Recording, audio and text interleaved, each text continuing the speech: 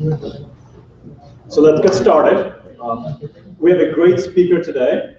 So it's exciting to have Gregory Abowd from Georgia Tech.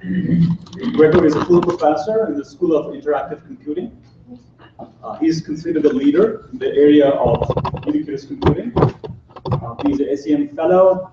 He has been inducted in the Khan Academy in 2008. And one thing I like about Gregory's project is every single project he does has a person's story to it. So for example, a hobby that you're pursuing of collecting video of your family, you will observe something there where computer science could have a fundamental contribution. And using that, he built a community around helping people who might have communication difficulty using technology. So really glad to have you here despite the bad weather. Looking forward to your talk. Yeah, I'm sorry to have dragged you here in the with this weather, but you know, when I was growing up in Detroit, I remember the snow had to start after 4 in the morning in order for it to stop school, because otherwise people would get out on the roads and clear it. And since it started last night about when I landed, I said, oh, there's no way they're going to close schools. But anyway, one thing I wanted to point out though is that this morning I was taken to a coffee shop, and at the following quote I found very interesting. It says, when you're curious, you find lots of interesting things to do. And that's a quote from Walt Disney, which I think was a fairly inspiring, interesting thing. But what puzzled me was this was what they had mounted on the tip jar. So I guess, you know, you have tips. The tip they were giving you was a little advice about life, and then in return you give them some money back. But I like that those kind of inspiring messages. What I'm going to try talking about today is to give you a little bit of a background information on myself and why I am who I am and the way I do research, and then that will end with me declaring that I am an applied computer scientist without any shame associated to that. But then I'll talk about, as someone who applies computing technologies to other domains, problems, how one has to think about balancing the domain contributions against computing contribution. It's just a way I've come to think about this that helps me not only place particular work in its appropriate context, but also to think about, if I was to continue this work, what direction might I want to take it? And I'd like to give you that kind of framing context, and then give you a variety of examples of where I've done this in my own work. The top 3 are the ones I'm going to talk about today, but I've done work in a number of other categories as well that I could try to talk about if you're interested, or if we get a chance to talk later, then I'm happy to give you more detail. So who am I, and how did I get to be where I am today? So I have a hard time separating my personal life from my professional life. So my journey will start with telling you a little bit about who I am. I grew up in suburban Detroit, and I'm one of 12 children. And that's a picture of my immediate family, with the upper 2 individuals there, my mother and father. And being one of a very large family really framed a lot of my opinions on things like privacy, or lack thereof, or not caring about it sometimes because I never had it, to other things about the value of always including people. The more the merrier. And that kind of dictates a lot of what I do. Move forward several decades later, this is my own family. So my wife in the middle there, who's a mathematics professor at Kennesaw State University. My oldest son, sorry, that's a little, the contrast is not so great there. My oldest son, Aiden, who is 17 years old. My middle son, Blaze, who's 14, and my daughter, Mary Catherine, who's 10. My 2 sons have autism, and that plays a lot, had a deep influence on the kind of problems that I have worked on over the last decade or so. Academically, where did I come from? So I did an undergraduate degree in mathematics and physics, although I'm not allowed to say I got it in physics because I didn't pay an extra year of tuition. So I satisfied the degree requirements, but didn't get the degree. And no comment on my university, Notre Dame.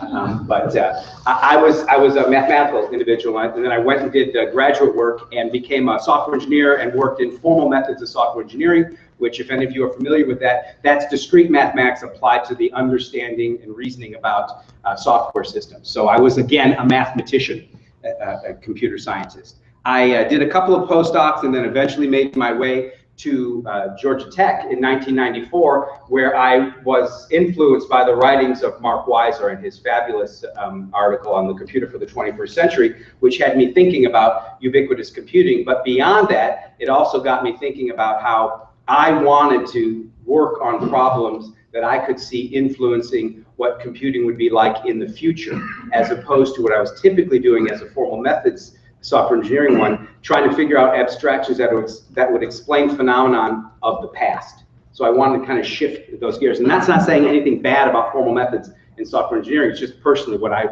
felt more motivated to do. So the kinds of things I did when I got to Georgia Tech was I liked to take real experiences and figure out what computing might do to change them, enhance them, or in some way make them different. So one of the first projects I worked on was instrumenting lecture halls like this in such a way that it made it easy to collect the information of what was going on so that it could be delivered back to the students in that classroom. So it was essentially a room that automatically took notes. And it used a lot of the technologies that were emerging in those days, which were electronic whiteboards and web pages and streaming audio and streaming video, and the way to be able to provide immediate random indexes into a stream of audio or video based on when someone moved a slide or wrote on an electronic whiteboard. So, but what was most interesting about that is I became very interested in a living laboratory style of research. So building technologies, no single technology being that novel, but the collection of them, the integration being something that was novel, and the experience it provided that you could evaluate being the real contribution or phenomenon that you wanted to study. And so I liked that living laboratory style of research. And so in the late 90s, I convinced the state of Georgia to give us some funds to create a laboratory that was a home and worked and functioned much like a home. And we started an effort called the Aware Home Research Initiative there. And I pursued lots of projects having to do with entertainment and technology, and more importantly, health-related technologies. And it was around that time that my first son was diagnosed with autism, and subsequently my second son was diagnosed, and I had a moment of inspiration where I saw the things I was doing as a researcher may have an opportunity to impact a problem that was personally very meaningful and time-consuming to me. So I started doing lots of work in applications of technology to address any and all problems associated with autism. For a short period of time, I directed something called the Health Systems Institute at Georgia Tech. That was initially a joint collaboration between Emory University and Georgia Tech. And this gave me more exposure to the problems of health and the opportunities for technology, specifically what I was interested in, mobile technologies to address challenges with regard to health. And a lot of my work has been inspired by that exposure to people who know and care about the health problems, but don't quite understand what technology might be able to do. So over this period, I've been at Georgia Tech now for 21 years, and I've realized that what I am is an applied computer scientist. And what I try to do is find and understand problems of the world and figure out how I best can impact them in whatever way makes sense, whether that's as a citizen of where I live or as a professional computer science researcher. And most of the work then is problem driven, or at least we like to think that we start with the problem and try to find the technology that works. That's not always the case. I am computationally eclectic, which is a nice way of saying that I am a jack of all trades, master of none. Because when the problem dictates what the solution should be, you can't always assume that things that you knew in the past are the ones that are the right tool to solve the particular problem. So you have to be willing to be flexible. And it typically means, since I'm old enough to not be that flexible in learning new things, is you find new collaborators or students who are interested in building particular skills that you think are the appropriate ones for that particular problem.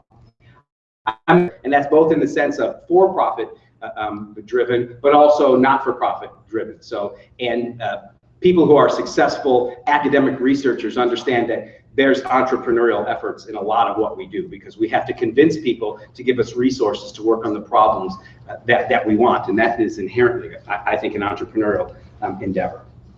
Okay, so given this little background of who I am and how I got to where I am, I want to talk about this challenge of being someone who applies computing technology to a variety of problems in the world. And I'm going to give a very simple way to frame the discussion of this work. And it all boils down to understanding who the audience is and who's going to stand in judgment of the quality of your work. So I think it's the case, but most of the people in the room here are computer science or computing/technology researchers or students. I apologize for those that aren't, but if you aren't, you probably fall in the other dimension, so I'll get to you. But as computer scientists, we have relatively straightforward and understood ways we judge the value of our work. And that's whether our peers approve a particular piece of work as worthy of being published. So we have ways of being able to determine whether a piece of work is low on this contribution to computing versus high. And it has to do with the prestige and the locations where we might publish that particular work. Now, when you apply computing to something outside of computer science, that I'll refer to as the domain. It's a much more complicated dimension here, but I'm going to simplify it by saying from the domain's perspective, you can also make a judgment as to whether the work is of interest or contributes to that domain a little or a lot. And if these are domain researchers, they often have the same kind of metric. It's just different places where they publish and different styles of doing research that matter. If it's people that are clinical or practitioners in that domain, they use a different measure of, does it impact the people we care about? But there is a way for people to judge the value or contribution of that work. Well, once you make those two dimensions, you can split the world into four interesting quadrants. Well, interesting, four different quadrants. In the bottom left, I hope you would all agree that not many people care if you do stuff that's not technically interesting and not very valuable from the perspective of the domain in which you're applying it. Right? So I won't comment on the fact that you could still make a lot of money doing this, but as from a research perspective, we don't care as much. You could do things that are driven by your desire to impress the computer science folks and push the envelope of what we understand with respect to computing, and technologists are going to really care about that, but other people may not care so much about what you're doing, or you'll have difficulty trying to explain to them why you do what you do. We can go up into the upper left quadrant, and clearly the people from the domain are going to care. However, if you're a junior faculty member at a computer science department, you might find it hard to convince your colleagues that what you do is worthy of getting tenure, because your colleagues may not appreciate or understand the contribution from the domain perspective, particularly if they see that the computing side of it is not that novel, or you don't publish it in the same kind of places. So that drives everyone to say, well, where we should be targeting is that upper right-hand quadrant, because it's both computationally challenging and interesting and difficult, and it's impactful from the perspective of the domain. And whereas that is true, I think that's what you say when you write a grant, right? To convince the reviewers that it's a hard problem and people care about it, but it is the worst possible place to start when you are trying to apply any kind of technology in a domain, because it's hard to find what's the hard computing problem and what's the meaningful contribution in that domain. So whereas we might pitch to people that ultimately that's where we're going, we shouldn't fool ourselves that that's where we're starting. So given that kind of framing of the space, I want to go through a couple of examples. And what I'm going to do in each of these examples is give you a fairly quick overview of a piece of research that I've collaborated with people on. And then I'm going to go back and try to place it in that quadrant. And it's not so much the purpose to place a single project in that quadrant, but to say, once you've done a project to some extent and there's some contribution that someone cares about, what do you do next?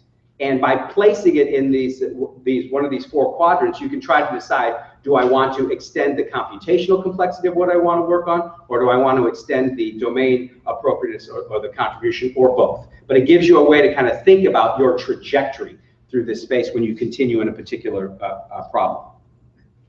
And what I hope to do, I hope it becomes very clear that I rely on collaborating with lots of other smart people. So really, the best advice I can give to you is work with people who are better than you.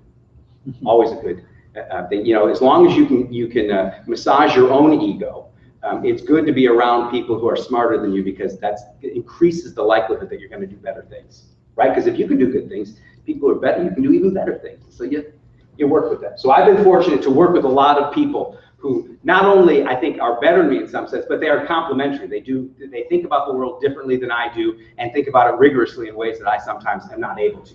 So this particular project is trying to look at how might you address the challenges of children dealing with a chronic condition. In this case, it was asthma.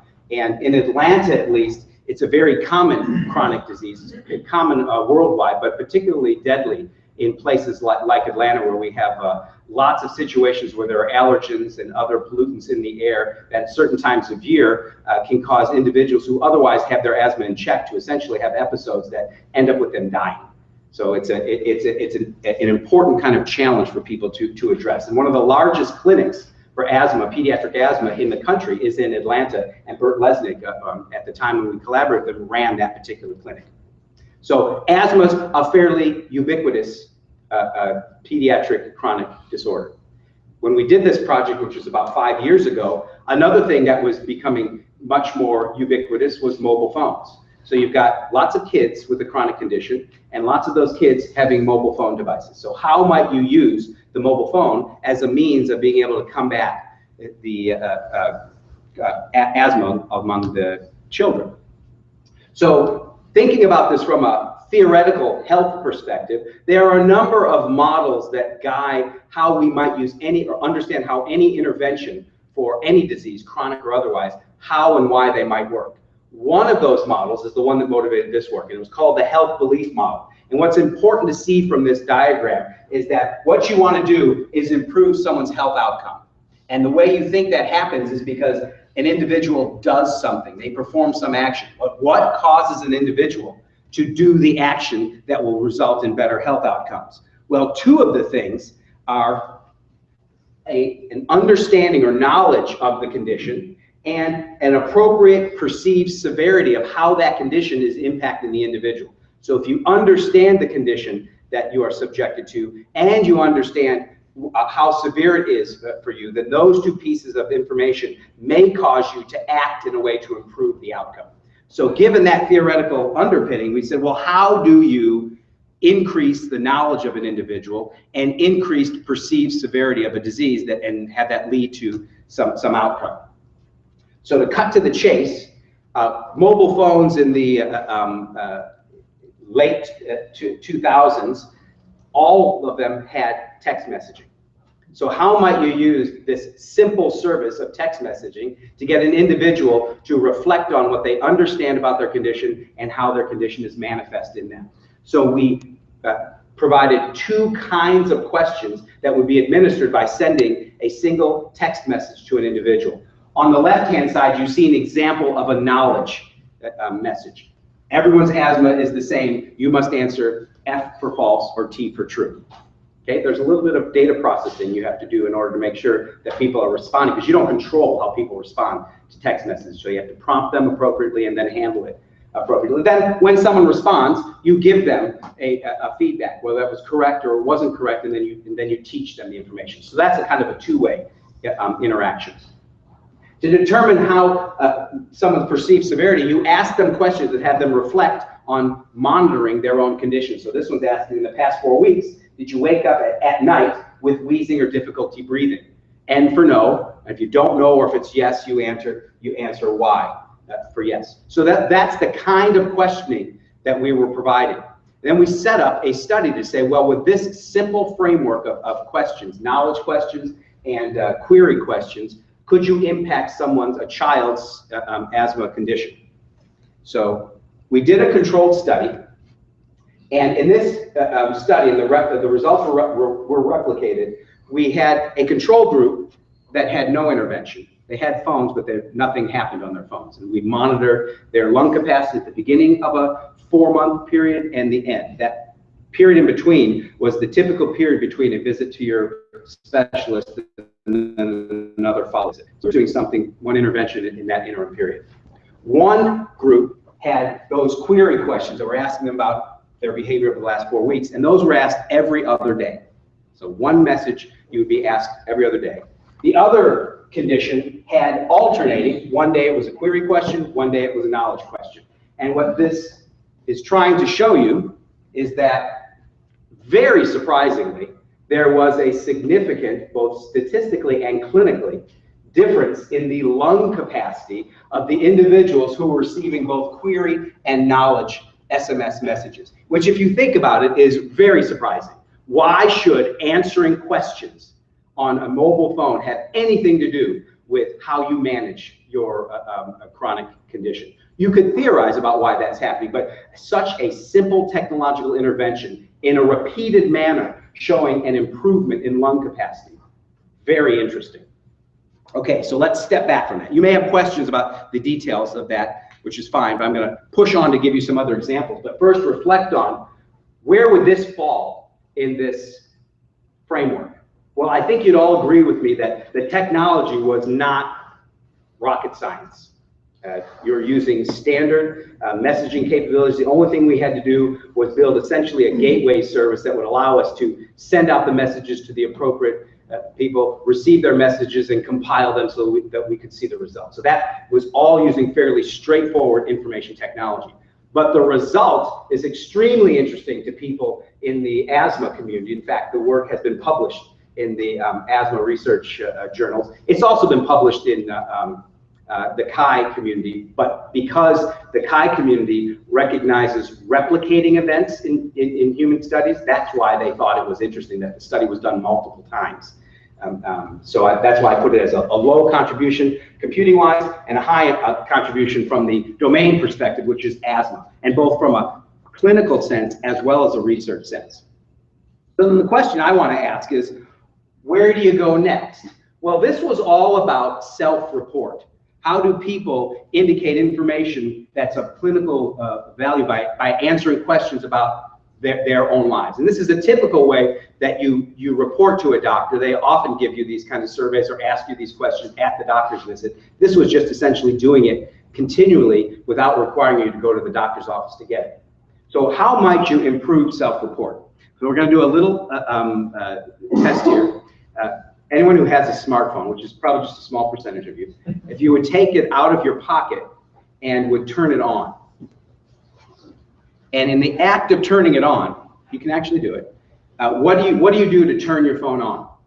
You typically press the button, and for the most part, most of you did some kind of swipe to indicate that you wanted to unlock the phone.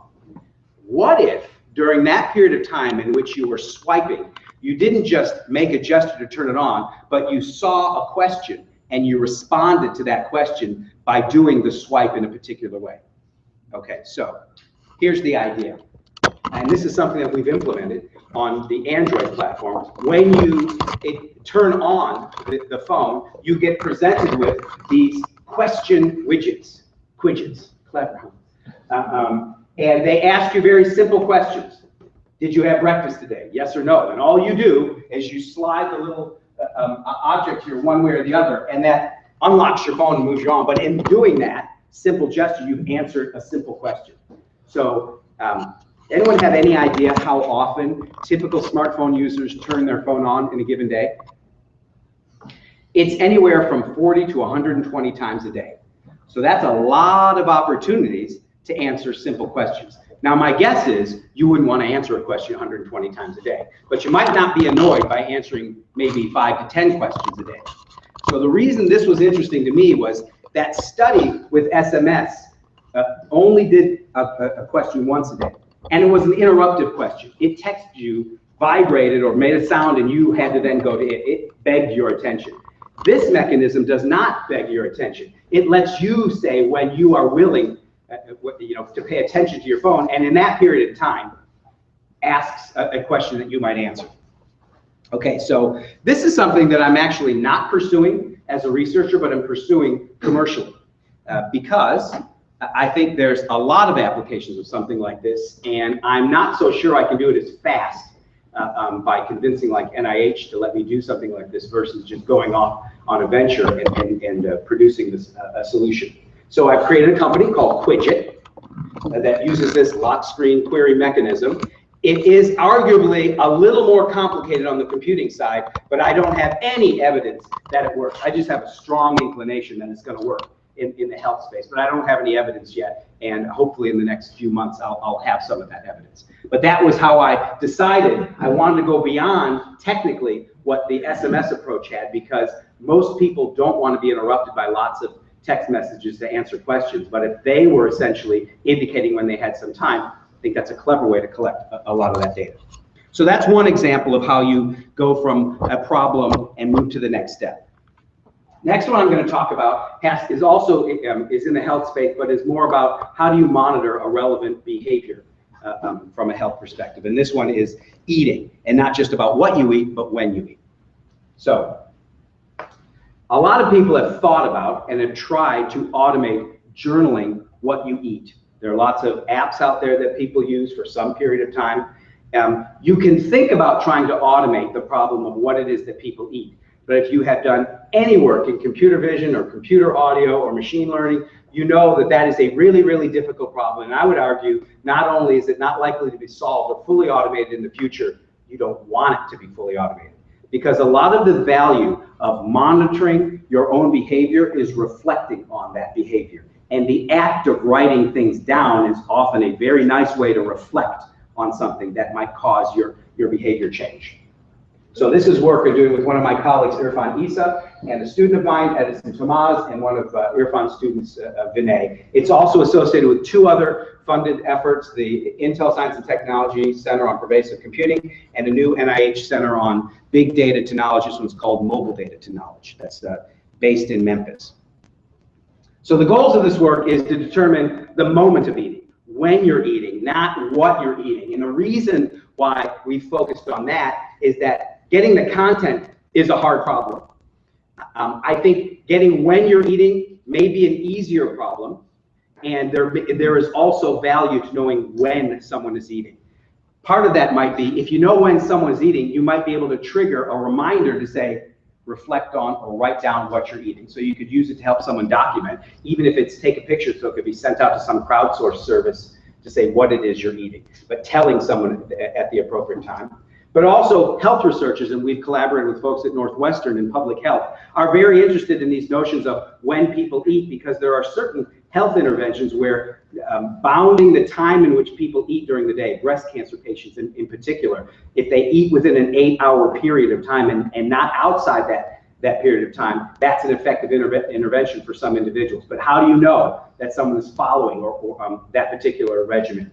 But also, if you know when someone eats, and you do this through some sensing, then you may know something about what's preceding eating. So if people have eating disorders or want to understand what motivates or puts them in a position to eat in a healthy or otherwise unhealthy way, you might be able to learn something about what precedes the moment of eating if you know when that moment occurs. So there are reasons why just detecting the moment would be of value.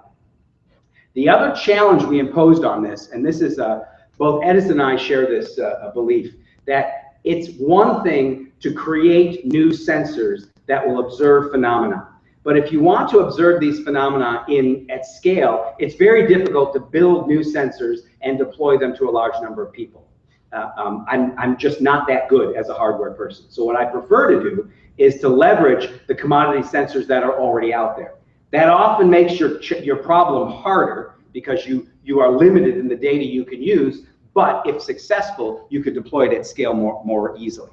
Okay, so how do you get a practical solution that works at scale? So I'll quickly go through what we tried to do initially and where we are today with this particular problem. So you want to know when someone is eating, and all you're going to allow yourself is sensing on the wrist. Now, if you look at that particular photo, what's actually happening, and it's a slightly smaller version, this got off a large thing, but you strapped a smartphone onto someone's wrist.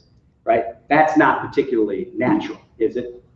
This was done about 2.5 years ago, just prior to the deployment of a lot of smartwatches that essentially have the same kind of sensing platform in a much better platform. But sometimes you can't wait for the technology that you know is just around the corner. So you bring people into the lab, slap that sensor platform onto the wrist, and you take them through a protocol that has them eating a variety of things. But you also do other things. When you eat, you typically take your hand and you bring it to your mouth. So that's the movement you're trying to get to be able to predict and say when it's an eating moment. But you also do other things, like you brush your hair, you brush your teeth, you talk on the phone. So if you have someone come in to your lab environment, you have them do all those kinds of things that involve their hands, and then it's video recorded. You go through and you label the situations in which someone is doing an eating gesture. You group those eating gestures together and label the moments of eating, because I don't care about an individual gesture. I care that they're having a snack right now or they're eating a meal right now. That's what I'm trying to predict. And then you use that labeled data fed into whatever machine learning model will work with that kind of data, and you try to see, well, do I get good predictions? And we get reasonably good predictions for certain kinds of eating behaviors, but not the best. You know, and you want to understand, well, what works and what doesn't work. Well, fast forward about 1.5 years later, and now we have these commodity sensors. That's a Pebble watch that is a reasonably good programmable sensor platform. We also have sensor platforms that go around the head. So now the question is the head-mounted inertial sensing as good or better than wrist-mounted? So we're conducting the same study, slightly different protocol, because we learn things as we go on, and say, well, which of these does better, the head-mounted sensing or the wrist-mounted sensing? And we're in the process of being able to evaluate the effectiveness of that. And then the next step, well, before I get to the next step, I'll talk to you about how I think, now the hardcore machine learning folks may disagree with me here about the level of computing contribution, because I am not someone who invents machine learning techniques. I use machine learning techniques. Sometimes I'm clever in the way I use them, but I don't think this is not NIPS or ICML worthy. But I would argue that it's certainly more on the computing side of things than it is on the domain side of things, because I haven't really shown that I can detect someone eating outside that semi-controlled lab environment, right? So the question is, where does one go next? And there are two directions one goes. I talked about that mobile data to knowledge. So that was a grant. That was a 4-year, very large proposal. So it had to make the story about how not only is this hard computationally, but it's really important from the domain's perspective, but it was just a grant, right? So that's what we said we would be able to do. Here's what we started doing, and what we're going to actually do next is, I believe, a little less computationally tricky, but get at not just when people are eating, but the parameters that are very important for certain conditions, like knowing whether people do their eating behaviors in the wild and whether they are consuming salt or water.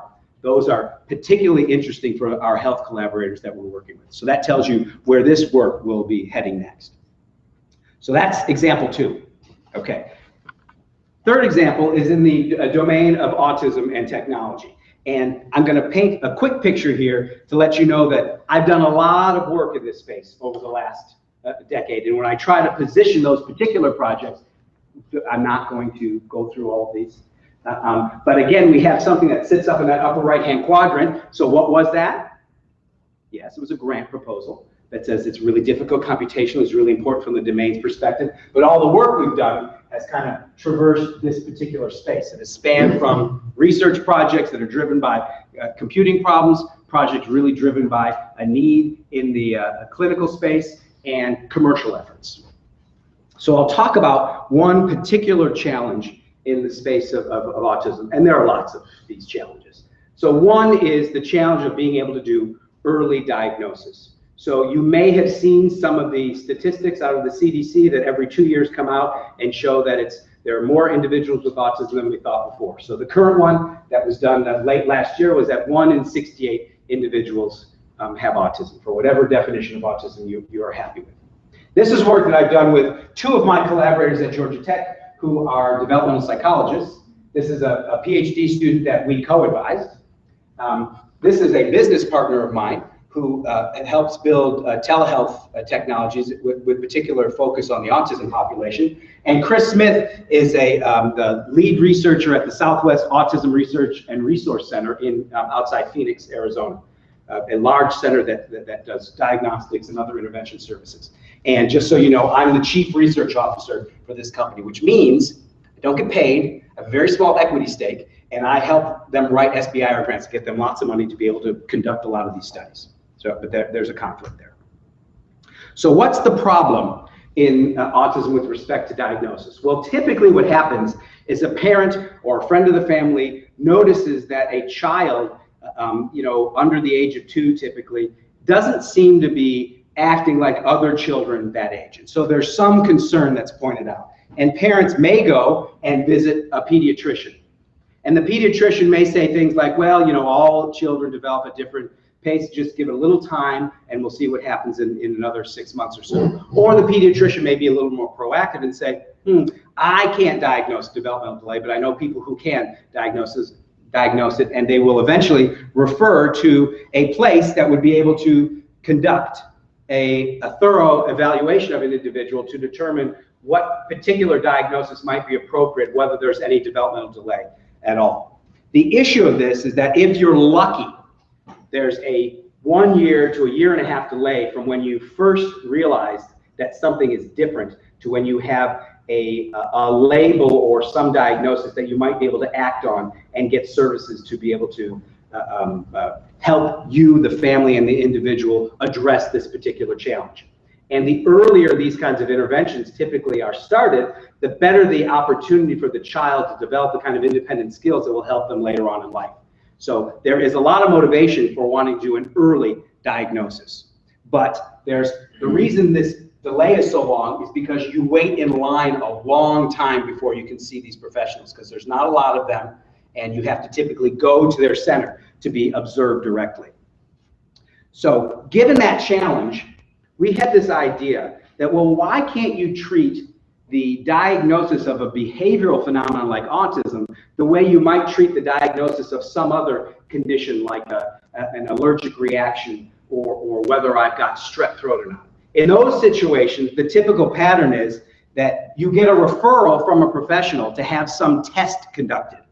You get a kit that gives you instructions on how you collect the specimen, and then you send that specimen away, whether that's blood or hair or stool sample or saliva. It goes to a lab for someone to assess it, and then you get a report that tells you, here's what we think about that particular specimen and what it means to you clinically. Well, why can't we do the same thing for something behavioral like the diagnosis of something like autism? Get a referral to a service that would provide you the ability to collect information through some device, have that remotely assessed, and then give you a diagnostic report. Well, that's exactly what we've been trying to do.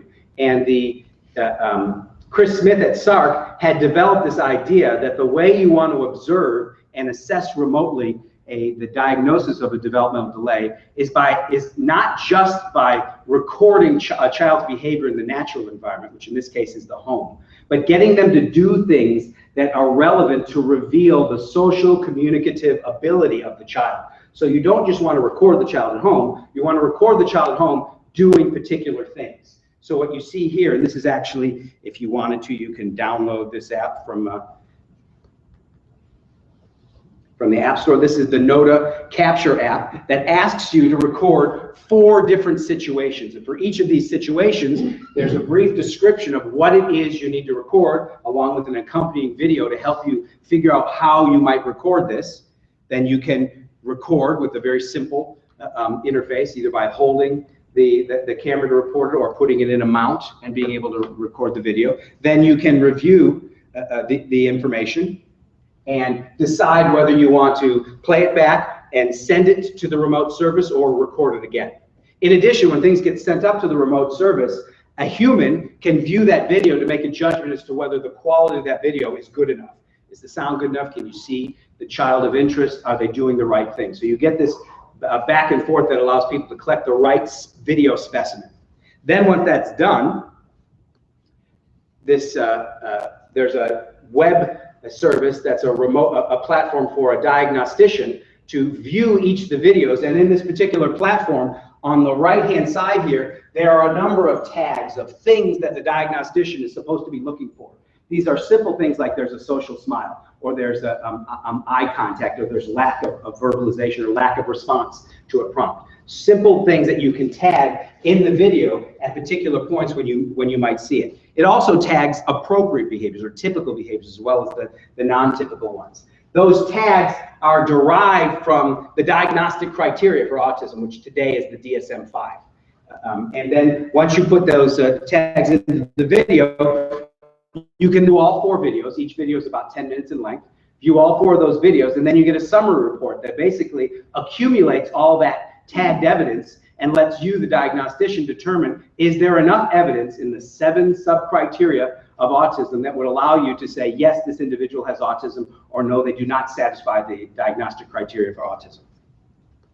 And as a result of that, you can produce a report that says in the given category, sub-criteria, what evidence was found, and that's what you give to the pediatrician or directly to the parent. Now, we've just completed a clinical trial where with 50 families in the Phoenix area, 10 of whom were known to not have any developmental delay, and the other 40 were referred for diagnosis of autism to the center. And we asked this question: if you did this remote procedure, how did it compare to the gold standard in-person assessment, which is a very lengthy but thorough evaluation of a child to come up with a diagnosis? And we showed 90% agreement, which, if you know, the gold standard is not all that perfect. 90% agreement is very good. So this is essentially saying you can come up with the same diagnosis, whether you have autism or not, but much more quickly. Because the real bottleneck in the system now is not how much time you have to wait to go see the person in person, it's how long it takes you to collect those 4 videos. Because it only takes about 2 hours for a diagnostician to view the videos and come up with a judgment. Okay. So if we go back to our score sheet here, I would argue that the note here, there is some technical complication, and we did a lot. It actually was PhD worthy for someone to design the appropriate app that gets clinically significant videos recorded in people's homes, right? So there is a contribution there, but I wouldn't say it was the hardest computing one. The real significance here is that you can come up with a diagnostic that matches the diagnostic effectiveness, at least for the decision yes or no ASD, compared to the gold standard in person. The last thing I'm going to do is talk about an entirely different end of the age spectrum and a challenge with respect to autism. So those of you familiar with it know that one of the challenges for individuals with autism, whether they have language or not, is understanding and navigating a complex social world. So sometimes the simplest social situations become challenging. So again, this is work with Rosa Arriago. I said was a developmental psychologist and a student of ours, Fa Hong. And this particular work is trying to figure out how might you address for adolescents or individuals going into adulthood the question of independence when it relies on how do they get answers to everyday activities and understand what's the right thing to do and why. So the question we're looking at here is, can you crowdsource daily living advice? But the way we went about doing this was to first look at places where individuals with autism get advice. Here's one example of an online forum where individuals with autism, or at least they self-identify that they have autism. We do not have access to their actual diagnosis, so we trust when they say they have autism that they do. They go and they ask questions, and within that forum, they answer those questions. And you post a particular question, you get a thread of responses to help the individuals understand. Now, this is an online forum, so it's not about question and answering. But if you look at the posts in these kinds of forums, about 2/3 of the threads initiate with what you would consider, what we consider, a question asking for advice about everyday activity. So even though the forum is not designed to just be about question and answer, the majority of its use is about asking questions about everyday life, health, getting a job, managing the workplace, managing friendships and romantic relationships. So one thing is to try to figure out how do you characterize those kinds of questions and understand what these forums are used for and what challenges they might have. The next question, and in the social computing, collaborative computing world, that's considered examining an in-group community, because the assumption is most of the people in that online forum share some similar life experience. So that's the in-group. So then the next question is, once you understand the kinds of question and answer responses that happen in-group, what would happen if you asked those same questions and sought that advice from people who were not in the group, the out-group? And one way you might do that is by crowdsourcing, asking essentially complete strangers to answer questions. And how would their answers compare to the kinds of answers you'd have in the inline forum? So the objective for this second part is to identify what potential crowdsourced answers have. And you probably would guess that, well, they would come quickly. And you're right. The other question is, would they be at all helpful? And would they somehow provide the kind of emotional support that you seek when you look at online forums?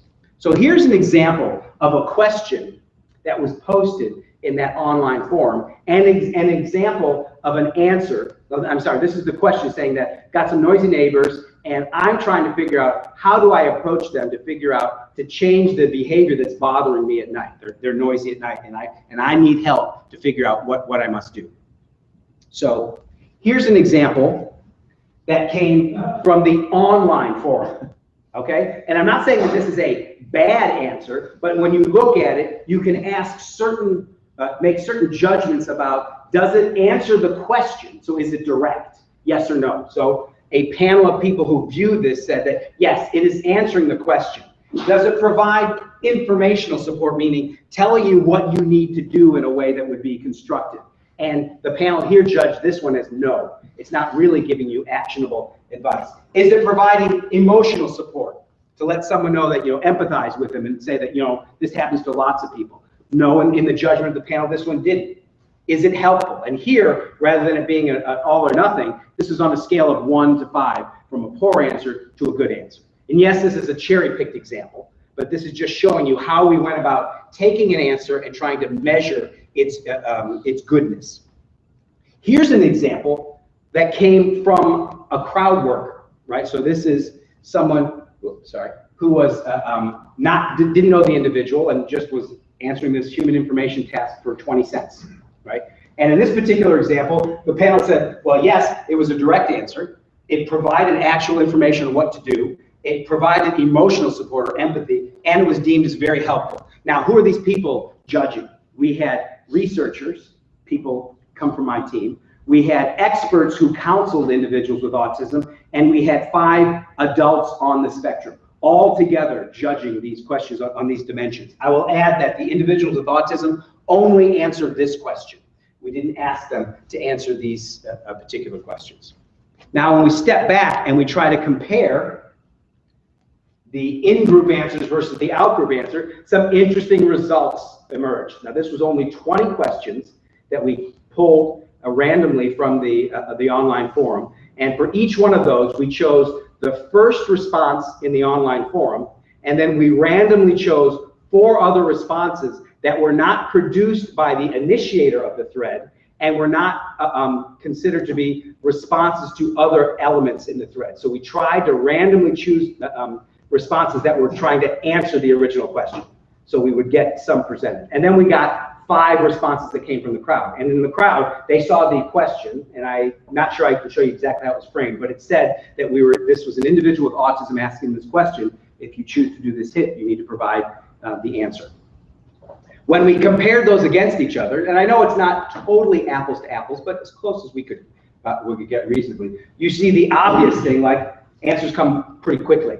It would take about a day on average. That 4.5 days actually includes some long tail things, threads that didn't get any answer. If you rule those out, it usually takes about a day to get an answer on the forum, whereas it would take minutes to get an answer from the crowd. The length of the response, they were about half the length, okay? I don't know if that's meaningful or not. They were more direct.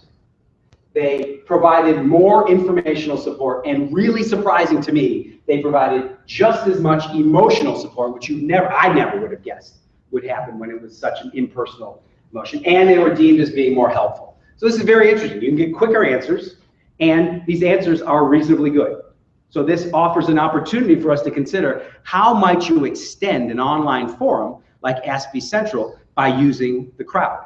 And so Huazhong has built this prototype called Inquire Us, which is essentially an online forum that has this ability to either the asker of the question or someone who moderates the forum to essentially send a question out to a hotline, which is essentially sending it out to the crowd for answers.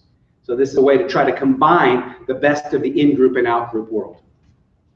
If you compare these 2 projects against each other, now one didn't come from the other, so I didn't do note and say, oh, what should I do next? And that's what outpopped Inquire.us. But you see that this, again, is more computationally interesting because it's trying to use the crowd in an interesting way. But it doesn't have as much evidence that it really works because we haven't yet deployed it. We had one. You have to have a certain amount of understanding of online forums to be able to post questions appropriately. So it takes some training and some level of skill. But that's, again, how you might frame these things. So that's a number of examples I've given you of where a problem tried to motivate how you might, as a computer scientist, apply technology to address it, and then coming back and reflecting on where I might go from there. So as I said, I'm a very proud applied computer scientist. When I do my work and reflect on it, I consider this balance between the computing contribution and the domain contribution. I gave you a variety of examples, and the whole point coming out of this is that you can combine, I believe, really good computing research with meaningful applications. Now, I kind of undersold the good computing research. My evidence of the good computing research is the long list of publications in computing forums that I have, and the long list of students who have gotten good PhDs and gone on to good careers who have done this style of work. So I'm very confident that you can do good computing research, but you can also do things that are meaningful outside of computer science. So with that, I'll just acknowledge some of the funding sources, and if you have any questions, I'm happy to take them. Thank you.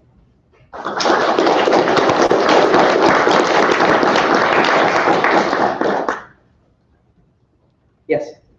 Around the first experiment you did, where there was like a significant change in the asthma, what do you think made a change, or why did it improve the breathing capacity?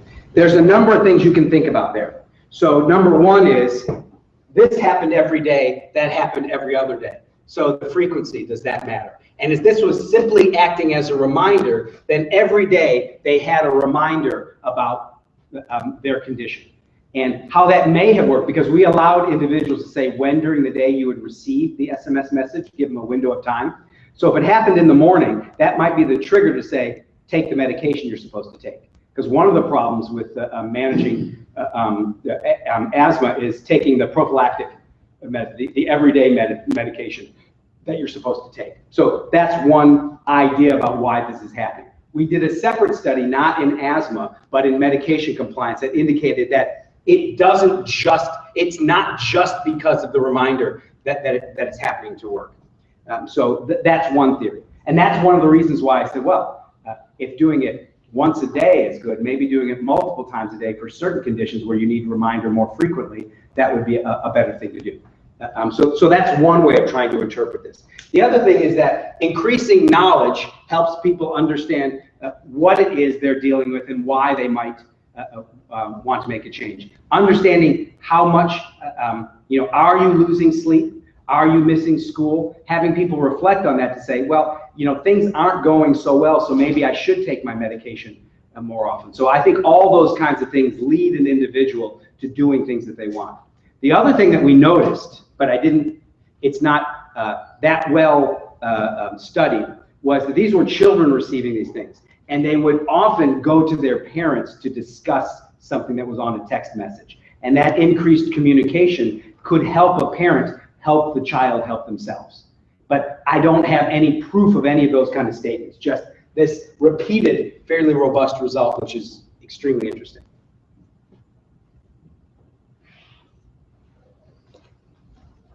So not in your area of work, not even in Kai.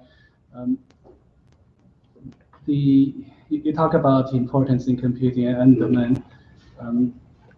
What kind of things, I guess, I can learn in computing from your work? It's important, highly impactful, but it's people who are doing something else. I don't even know what I'm asking, but maybe you have. No, I think I understand what you're asking. And one of the advantages I have as a computer scientist is my premier conferences are arguably applied places, right? So the HCI venues or ubiquitous computing. Sometimes there is just a technological advancement that I might do. So some work I did a few years ago with a former student was being able to figure out how you might sense phenomenon from the noise that's activated on infrastructure of a home. Regardless of why you might want to use it, that was an interesting technical challenge. So there's some of that work that I've done, but you can look at that asthma, this work in particular, and say, well, how would you even try to publish this in a computing form, because you're not doing anything that computing-wise is a contribution. And I agree with you. There's nothing I can say with this particular study that would influence whatever area of computing you're in to say, here's what one should do. Some other projects I probably should have talked about have more of a technical bent to them. Well, the eating detection one. That is a multimodal activity recognition problem that is a difficult machine learning problem, if you ask me. Part of the problem with that one is if you're going to take a supervised learning approach, how do you get the labeled data in the wild that you can then demonstrate that your technique, your model is predicting correctly? That's a challenge, and I think in general, in supervised machine learning, getting labeled data is the challenge. Because the more labeled data you have for a supervised approach, the better your approach is going to be. But that's the trick. How do you get the labeled data with any kind of confidence? So you get sparse kind of labeled data. I think that's a technical challenge, independent of the problem that you apply it to. But the other thing I would say to you is that because of your training and the way you think about the world, if we spent enough time talking about just about any of these problems, you would find a way to think about that problem from your perspective. I think about things as sensing problems, as recognition problems, as how to build the right kind of user experience to get people to do things appropriately. That's just how I think about things. You give me a problem like, journaling food, and I'm always going to think about it from the perspective of, okay, how might technology on the individual help with that, and how do you get people to do this in their everyday life? Because that's the way I think about problems in the world. So that's why I think expose yourself to real problems, and your own mindset will have you looking at, well, how can what I know and what I can do affect that particular problem? Along that line, the eating problem, I could see, for example, where you could go down and look at glucose monitoring, post-eating behavior. Yeah. Beyond that, look at genomic information, where you would actually have a characterization of the individual, where you could really look at specific, personalize the way you look at them. And so my question to you is, where do you see all this going? We don't have cranks and electronic cars anymore. Well, right. So I'll take the eating detection one. So one of my colleagues was actually at University of Massachusetts Amherst. He's very interested in head-mounted technology of a camera looking in at the eyeball and just measuring aspects of the eye. Well, there's plenty of evidence that your eye reacts to things as a good physiological sensor of stress, of cognitive load, of eating, right? So I could imagine in a few years, if we have reliable technology that's pointing and analyzing the eye, that might be a much better way to determine when someone was eating. But you might also think about a more direct way of doing that. Why not put a microphone on the throat and determine the kind of chewing and swallowing behavior associated with eating? People have done that. My argument is I don't see in the near future people wearing those kinds of devices. I see them in the near future wearing these kinds of devices. So I've chosen to take the more near-term approach where you might turn around and say, there's a better way, a more direct way to measure your phenomenon. I say, yeah, go for it.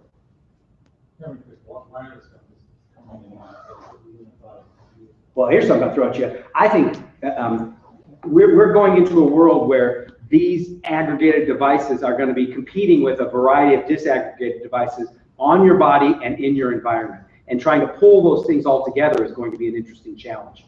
How do you connect these things? Well, people might say we use wireless to communicate across them, but there are power and security problems with wireless technologies. But if you could use the human body as the channel, and people have explored this in particular ways, that's an inherently secure way to communicate across devices on the same individual, because if it's not on me, then they can't communicate with it. It's also a less power-hungry way to do communication as well. So there's lots of interesting ways to explore in this world where we have disaggregated devices. And that's almost agnostic with respect to the application.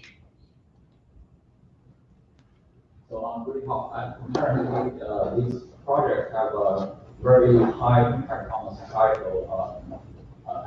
Well, they aspire to have that. I wouldn't argue that they have high impact, but thank you. But as you mentioned that these projects can have, from a technical perspective, it might be not as sophisticated as other core computer science projects. So these projects might be risky for some people, like PhD students or untenured faculty. So do you have any suggestions for? I mean, again, I think there needs to be an appreciation of applied computer sciences on all levels. I have been advising PhD students for 20 years, and I've been doing this style of research, and I have graduated PhD students that not only have graduated, but have gone on to very good universities and have received tenure. So there is a pocket of our computing universe that appreciates and knows how to judge good applied computer science work. I'm not saying that one should abandon core computer science research. I'm just saying that we should think about this parallel, like they do in mathematics and applied mathematics, of computing and applied computing. And you can be just as rigorous. It's just you may not be focusing inward on advancing that which computing is, as opposed to that which computing can be used to address. So it's just a different kind of computer scientist. And if it's not something that interests you, that's fine. But I'm saying if it is the kind of thing that interests you, you can have a successful career as a PhD student, as a junior faculty member, as a senior faculty member. I don't think that one has to wait until you've got tenure to be risky and do things that aren't about fundamentally changing computer science. Because in some sense, when the problems are hard enough and you hit the wall with the standard approaches, you'll find where the innovation has to occur. And that can come back and influence core computer science. But from my perspective, I don't do this because I want to change that which is computing. I want to change that which computing is applied to. And you may be inspired by that, you may not. That's fine. If there are no other questions, let's thank our speaker.